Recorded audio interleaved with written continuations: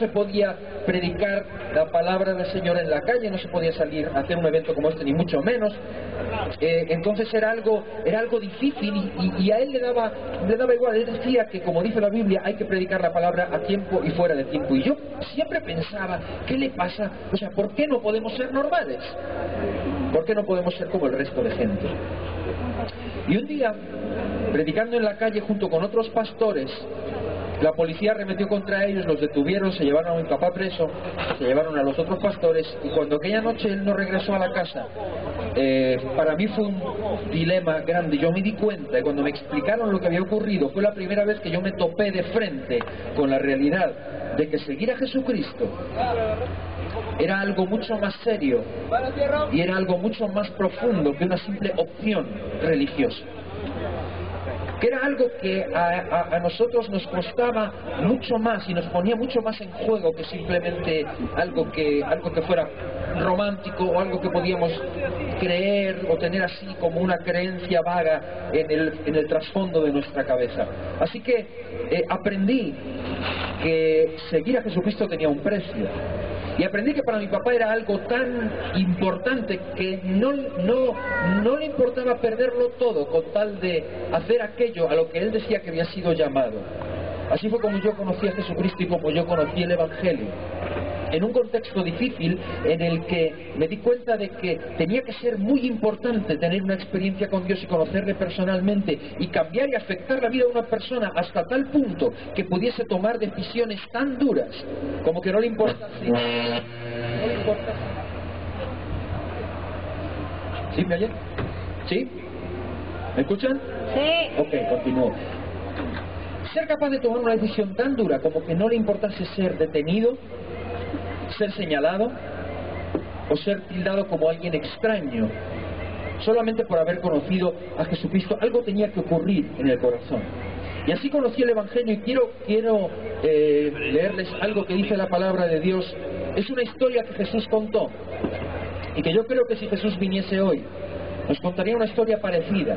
Nos contaría algo que no se distanciaría mucho de lo que contó aquí a la gente. Esto, lo que voy a leer está en Lucas, seguramente ustedes lo han escuchado en alguna ocasión. Está en Lucas en el capítulo 10, y es una historia que Jesús contó cuando un señor se le acercó y le hizo una pregunta. Él era un rabino, era un gran estudioso y alguien reconocido por la gente, que le preguntó y le dijo a Jesús: Maestro, ¿qué tengo que hacer yo para llegar al cielo? ¿Qué tengo que hacer yo para heredar la vida eterna?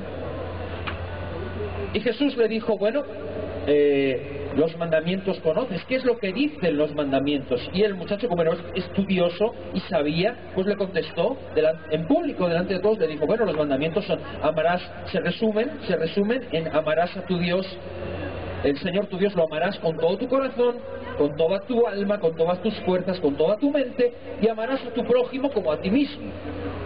Y Jesús le respondió: bien, haz esto y vivirás. Haz esto y podrás disfrutar de la gloria, podrás disfrutar del cielo. Esto es lo que se te dice, hazlo. Pero él, dice la Biblia, que queriendo justificarse a sí mismo, porque claro, eso de amar a Dios es como que muy general. Amar al prójimo es como algo muy general. Él, queriendo justificarse a sí mismo, preguntó de nuevo: Maestro, un momento, ¿pero quién es mi prójimo? Y entonces Jesús le contó una historia.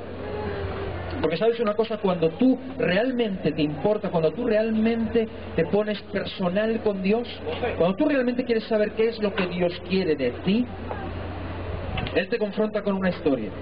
Y le contó una historia a este hombre, y cuando terminó la historia le dijo: ok, escuchaste la historia, ahora ve tú y haz lo mismo. Olvídate de términos genéricos, religiosos, amar a Dios por encima de todo. Pongámonos concretos. Ve y haz esto mismo que pasó en esta historia. Escuchen la historia, seguro que la han escuchado. Dice así: un hombre, esta es la historia que Jesús le contó en respuesta a su pregunta. Un hombre descendía de Jerusalén a Jericó y cayó en manos de ladrones, los cuales le despojaron e hiriéndole se fueron, dejándole medio muerto. Y aconteció que descendió un sacerdote por aquel camino, y viéndole pasó de largo. Asimismo un levita, Llegando cerca de aquel lugar y viéndole, pasó de largo.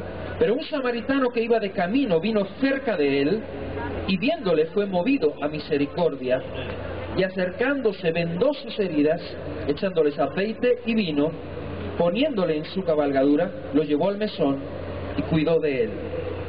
Otro día al partir sacó 2 denarios y los dio al mesonero y le dijo: cuídamele, y todo lo que gastes de más yo te lo pagaré cuando regrese.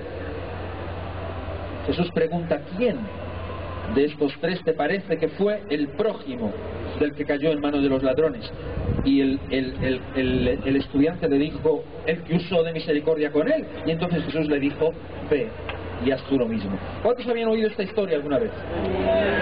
Se llama la historia del buen samaritano, ¿ok? Es la historia de un hombre que está haciendo un viaje y cae en manos de ladrones, lo apalean y lo dejan herido, medio muerto. Usted sabe que las parábolas, esto es una parábola de Jesús, significa que es una historia en la que Jesús la cuenta para dar una enseñanza en base a la historia. Y cada personaje en la historia tiene un significado, ¿ok? ¿Y usted sabe quién es el hombre que está tirado en el suelo? Yo le explico. El hombre que está tirado en el suelo simboliza al ser humano, cualquiera de nosotros. Usted, yo, cualquiera de nosotros. El ser humano vapuleado por las circunstancias de la vida, los ladrones y todo esto que son. Pues tantas cosas que vapulean a una persona, sean las drogas, sean el alcohol, sea el pecado, al fin y al cabo. Lo que destroza a la persona y la deja tirada en el suelo, con necesidad, los problemas, las circunstancias de la vida, los golpes emocionales, físicos, espirituales, que lo dejan a uno tirado en el suelo, desangrándose, sin solución, a menos que venga ayuda de algún lado. Y esa es básicamente la condición del ser humano frente a Dios, en una necesidad desesperada de ayuda.